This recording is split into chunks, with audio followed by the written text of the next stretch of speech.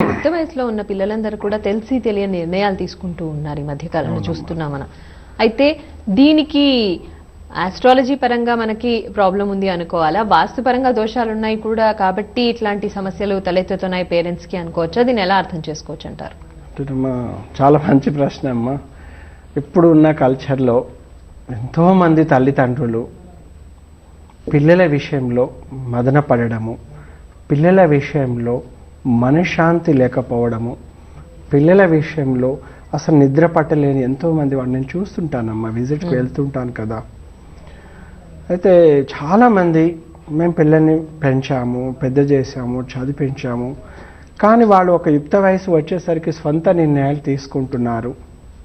మేము ఎటు పోవాలి అంటే చూడమ్మా, ఇలాంటి సమస్యలు ఉన్నాయంటే వాళ్ళకి ఇంట్లో ఏ మనశ్శాంతి ఉండదు కదమ్మా.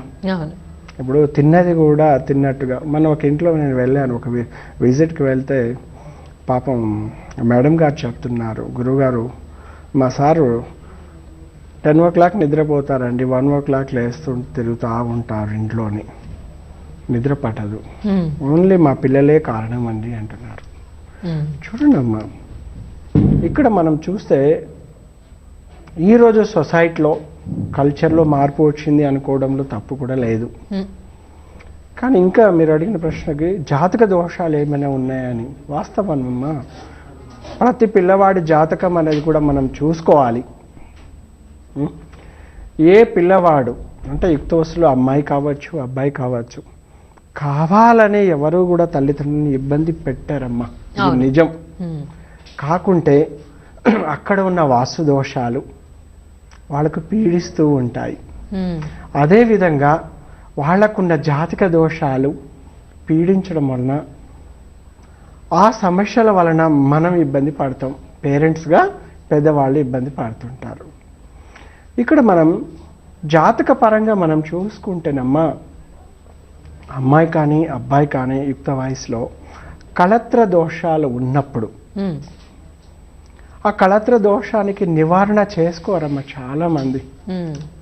అయితే కొంతమంది మేము నివారణ చేసుకున్నాం అంటున్నారు, కానీ వాస్తవానికమ్మా కళత్ర దోషం నివారణ జరగాలి అంటే ఏదైనా అష్టదశ పీఠాల్లో కళత్ర దోష నివారణ జరిగితే మంచి ఫలితాలు వస్తాయమ్మ. ప్రధానంగా ఆ కళత్ర దోషాలు ఎక్కడ పడితే అక్కడ గృహంలో చేస్తే వచ్చేవి కావమ్మా అవి.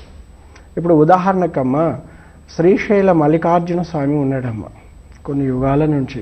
అక్కడ అమ్మవారు ఉన్నదమ్మా, బ్రహ్మరాంబిక అష్టదశ పీఠంలో అమ్మవారు ఒక పీఠము, ద్వాదశ లింగం నదీ తీరంలో ఉంది కదమ్మా. అక్కడ కళత్ర దోషానికి భృగు మహర్షి పాశుపాత హోమం చేసుకుంటే ఇక్కడ ఏమవుతుందంటే జాతక దోషం కొంచెం నివారణ అవుతుందమ్మా అక్కడ చేసుకుంటే.